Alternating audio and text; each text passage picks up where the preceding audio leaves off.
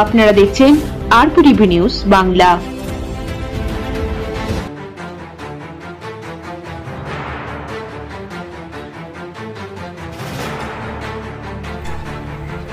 বজবজে বিধায়ক অফিসের সামনে শুট আউটের ঘটনায় 24 ঘন্টার মধ্যে 2 অভিযুক্তকে গ্রেপ্তার করল বজবজ থানার পুলিশ।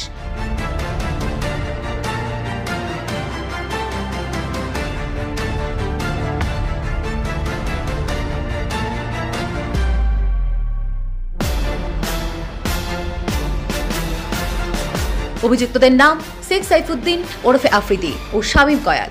অভিযুক্তদের বিরুদ্ধে বেআইনি অস্ত্র মজুত রাখা সহ একাধিক ধারায় মামলা রুজু করেছে পুলিশ। 2 অভিযুক্তকে আলিপুর আদালতে নিয়ে আসা হলে 10 দিনের পুলিশি হেফাজতের নির্দেশ দেন আদালত। তবে এই ঘটনায় প্রধান অভিযুক্ত দুষ্কৃতী শোভরাজ কাজী বিধায়কের ঘনিষ্ঠ বলে শাসকের একাংশের দাবি। পাশাপাশি গুলিবিদ্ধ সমাজবিরোধী হুলতাল হোসেন ও শাসক দলের ঘনিষ্ঠ বলে স্থানীয় সূত্রের খবর। এই ঘটনাকে কেন্দ্র করে বজবজ কেন্দ্র জুড়ে তৈরি হয়েছে নানান বিতর্কিত প্রশ্ন। বিরোধীরা অনেকেই কটাক্ষ করে বলেছেন, এটাই কি দুর্নীতিযুক্ত দুষ্কৃতিমুক্ত নতুন তৃণমূল দল?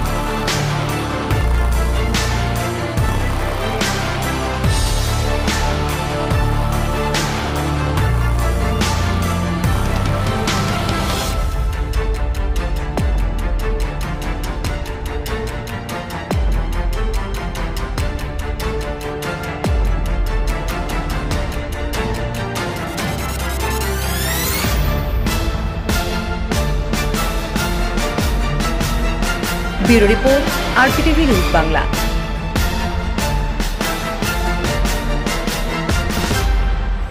RPTV News Bangla।